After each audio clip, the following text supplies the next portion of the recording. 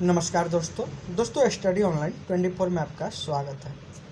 तो दोस्तों अगर अभी तक आपने चैनल को सब्सक्राइब नहीं किया है तो सब्सक्राइब करके बेल आइकन को प्रेस कर लीजिए ताकि आपको वीडियो का नोटिफिकेशन मिलता रहेगा। तो दोस्तों अभी हम लोग कुछ महत्वपूर्ण विद्रोह देखेंगे जो काफ़ी इम्पोर्टेंट है आपके एग्ज़ाम की दृष्टि से। तो आइए शुरू करते हैं। तो दोस्तों सबसे पहला है पाइक। पाइक जो है उड़ीसा की परंपरागत भूमिगत रक्षक सेना थी जो अपनी सैन्य सेवाओं के बदले राजा से कर मुक्त भूमि प्राप्त करते थे। यानी पाइक जो थी दोस्तों उड़ीसा की एक परंपरागत भूमिगत रक्षक सेना थी और ये लोग जो थे दोस्तों राजा से सेवाओं के बदले भूमि प्राप्त करते थे जिस पे कोई कर नहीं लगता था। इस भूमि पर वे वंशानुगत रूप से खेती करते थे और राजा के द्वारा जो भूमि प्रदान की जाती थी दोस्तों उस पे वो लोग वंशानुगत रूप से खेती करते थे। ब्रिटिश कंपनी द्वारा 1803 में उड़ीसा पर नियंत्रण कर लिया गया और खुर्दा के राजा को सिंहासन से हटा दिया गया। यानी ब्रिटिश कंपनी जो है दोस्तों 1803 में उड़ीसा पर नियंत्रण कर लेती है और खुर्दा के राजा को सिंहासन से हटा देती है, जिसके कारण पाइकों के सम्मान एवं शक्ति में कमी आई। कंपनी की शोषणकारी भू राजस्व नीतियों ने जमींदारों एवं किसानों के बीच असंतोष को जन्म दिया। कंपनी द्वारा पाइकों की वंशानुगत लगान मुक्त भूमि को हड़प लिया गया। यानी राजा के द्वारा जो भूमि पाइक लोगों को दी गई थी उसको कंपनी के द्वारा हड़प लिया गया और उनसे जबरन भू राजस्व की वसूली की गई। नमक की कीमतों को बढ़ा दिया गया। स्थानीय मुद्रा कौड़ी को समाप्त कर दिया गया। यानी नमक की कीमत जो थी उसको बढ़ा दिया गया और स्थानीय मुद्रा कौड़ी को समाप्त कर दिया गया तथा करों का भुगतान चांदी के रूप में करने को कहा गया। इन सब से पाइक किसान बुरी तरह से प्रभावित हुए। बख्शी जगबंधु विद्याधर खुर्दा के राजा के सेनापति थे। यानी जो खुर्दा के राजा थे उनके सेनापति का नाम था बख्शी जगबंधु। 1814 में जगबंधु के पूर्वजों के किला रोरांग की संपत्ति को कंपनी ने जबरन ले लिया। यानी जगबंधु के पूर्वजों को जो किला मिला था रोरांग की उसको कंपनी ने जबरन ले लिया, जिससे उनमें भी कंपनी के विरुद्ध रोष पैदा हुआ। फिर जब 1857 में खोंड लोगों का एक समूह खुर्दा क्षेत्र में आया तब स्थानीय पाइकों ने कंपनी के खिलाफ विद्रोह कर दिया। तो विद्रोह कर दिया उसके बाद क्या होता है कि जगबंधु जो थे खुर्दा के राजा के सेनापति, इन्होंने पाइक विद्रोह का नेतृत्व किया। तो दोस्तों क्वेश्चन यहाँ क्या बन सकता है आपके एग्जाम में कि पाइक विद्रोह का नेतृत्व किसने किया था? तो खुर्दा के राजा का सेनापति जगबंधु ने किया था। और पाइक विद्रोह कहाँ हुआ था? तो उड़ीसा में हुआ था। पाइक विद्रोह एक किसानों का आंदोलन था। 1818 आते आते विद्रोह शिथिल पड़ गया।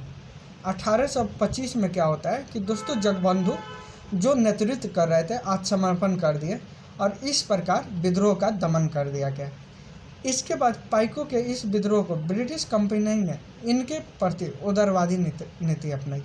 यानी पाइक विद्रोह जो हुआ उसके बाद ब्रिटिश कंपनी पाइकों के प्रति उदारवादी नीति अपनाई। 2017 में इसकी 200वीं वर्षगांठ भारत सरकार के द्वारा मनाई गई और इसे प्रथम भारतीय स्वतंत्रता संग्राम का दर्जा दिया गया। तो दोस्तों आपके एग्जाम में ये भी क्वेश्चन बन सकता है कि 2017 में भारत की सरकार के द्वारा किस विद्रोह की 200वीं वर्षगांठ मनाई गई? तो पाइक विद्रोह की, और इसे प्रथम भारतीय स्वतंत्रता संग्राम की दर्जा दी गई। तो ये सारी चीज़ें आपको ध्यान में रखनी है और इस वीडियो के माध्यम से दोस्तों आप प्री के साथ साथ मेंस में भी ये सारे पॉइंट लिख सकते हैं। तो दोस्तों वीडियो को अच्छे से देखिए और वीडियो को पॉज करके आप नोट भी कर लीजिए। नेक्स्ट है रामोसी विद्रोह। तो दोस्तों रामोसी विद्रोह जो है मराठा सेना में शामिल पूना के रामोसी जाति के किसान ब्रिटिश कंपनी के नियंत्रण के बाद बेगार हो गए। यानी मराठा सेना में जो शामिल थे रामोसी जाति के लोग किसान ब्रिटिश कंपनी के नियंत्रण के बाद वे लोग बेगार हो गए, बेरोजगारी के शिकार हो गए। ऊपर से उनके पास जो ज़मीन बची थी उस पर अंग्रेज़ों ने बहुत ज़्यादा लगान की दरें बढ़ा दी, यानी जो उनसे कर वसूला जाता था उसकी दरें बहुत अधिक रखी गई। इन्हीं कारणों से रामौसी किसानों ने 1822 में विद्रोह कर दिया और अंग्रेजों पर हमले शुरू कर दिए। तो दोस्तों यहाँ भी क्वेश्चन आपका बनता है कि रामौसी विद्रोह किस क्षेत्र में हुआ था, किस एरिया में हुआ था? तो महाराष्ट्र में हुआ था, मराठा सेना में शामिल रामौसी जाति के किसानों के द्वारा, लोगों के द्वारा। और यह विद्रोह कब शुरू किया गया? तो 1822 में। तो ये भी आपको ध्यान में रखना है। और अंग्रेजों के द्वारा कर को बढ़ाने को लेकर यह विद्रोह हुआ था। नेक्स्ट है रामौसी विद्रोह का नेतृत्व कौन किए थे? तो चित्तूर सिंह। कौन किए थे? चित्तूर सिंह जो थे रामौसी विद्रोह का नेतृत्व किए थे। तो ये क्वेश्चन आपके एग्जाम में कई बार पूछा गया है कि रामौसी विद्रोह का नेतृत्व किसने किया था? चित्तूर सिंह। इसने कंपनी द्वारा दबा दिया गया, यानी इस विद्रोह को कंपनी के द्वारा दबा दिया गया। और इसकी शुरुआत कब हुई थी? तो दोस्तों 1822 में आपको ध्यान में रखना है। आगे 1826 में उमा जी के नेतृत्व में रामौसियों ने फिर से विद्रोह कर दिया, जो 1829 तक चला। तो रामौसी विद्रोह जो हुआ है दोस्तों दो टाइम में हुआ है। एक 1822 में शुरू होता है, जिसका नेतृत्व कौन करते हैं? तो चित्तूर सिंह करते हैं। और फिर दूसरा उसका जो शुरू होता है, दूसरी बार शुरुआत की जाती है तो 1826 में होती है। और दूसरे वाले का नेतृत्व करते हैं उमा जी। और फिर अंग्रेज़ों के द्वारा 1829 में इस विद्रोह को दबा दिया जाता है। तो 1829 में दोस्तों गवर्नर कौन था? तो विलियम बेंटिक था। ये भी आपको ध्यान में रखना है। नेक्स्ट देखते हैं गडकरी विद्रोह। तो दोस्तों गडकरी भी मराठा राज्य में सेना में शामिल थे, यानी गडकरी लोग जो थे ये भी मराठा राज्य की सेना में शामिल थे। अपनी सैनिक सेवा के बदले इन्हें भी लगान मुक्त भूमि मिली थी, जैसे कि पाइक विद्रोह में सैनिकों को मिला था। तो ये ध्यान रखना है कि पाइक में जो विद्रोह हुआ था वहाँ भी राजा अपने सैनिकों को लगान मुक्त भूमि दिया था, और गडकरी विद्रोह में भी सैनिकों को सेवा के बदले लगान मुक्त भूमि मिली थी।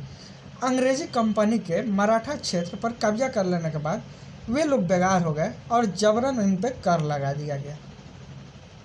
तो दोस्तों यहाँ एक ध्यान देने वाली बात है कि पाइक विद्रोह, रामौसी विद्रोह और गडकरी विद्रोह तीनों लगभग सेम मिल रहे हैं। कि इसमें क्या होता है कि अंग्रेज़ों के द्वारा उनकी भूमि को हड़प लिया जाता है, उन पर जबरन कर लगा दिया जाता है। तो कारण लगभग आपको सेम दिख रहा है, तो आपको पढ़ने में या याद करने में भी आसानी होगी।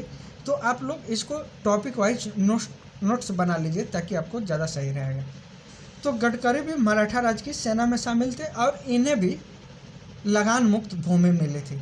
अंग्रेजी कंपनी के मराठा क्षेत्र पर कब्जा कर लेने के बाद ये बेकार हो गए और इन पर कर जो है जबरन लगा दिया गया, जिसके विद्रोह में गडकरियों ने 1844 में विद्रोह कर दिया। यानी क्वेश्चन अब बनेगा कि गडकरी विद्रोह कहाँ हुआ था? तो दोस्तों महाराष्ट्र में हुआ था, कोल्हापुरी सामानगढ़ एरिया में। और ये विद्रोह कब हुआ था? तो 1844 में। तो आपको ध्यान में रखना है कि गडकरी विद्रोह कब होता है? 1844 में। और प्रमुख केंद्र जो है सामानगढ़ तथा कोल्हापुर का क्षेत्र है। इस विद्रोह के प्रमुख केंद्र थे। तो क्वेश्चन आपका बन सकता है कि गडकरी विद्रोह के प्रमुख केंद्र कौन से थे?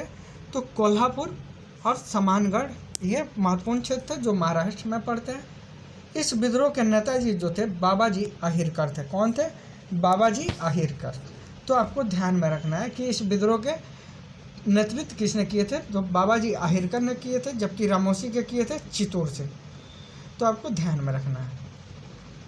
नेक्स्ट दोस्तों हमारा वीडियो यहीं पे समाप्त होता है। यहाँ हम लोग 3 विद्रोह को काफ़ी अच्छे से देखें और इस वीडियो को आप लोग नोट डाउन कर लेंगे तो आपके प्री के साथ साथ मेंस के भी कई टॉपिक आप इसके थ्रू ऐड कर सकते हैं। यानी मेंस में अगर विद्रोह से क्वेश्चन पूछता है, किसान विद्रोह, तो आप इसमें से कुछ टॉपिक को लिखकर अपना आंसर काफ़ी अच्छा कर सकते हैं। दोस्तों वीडियो देखने के लिए धन्यवाद।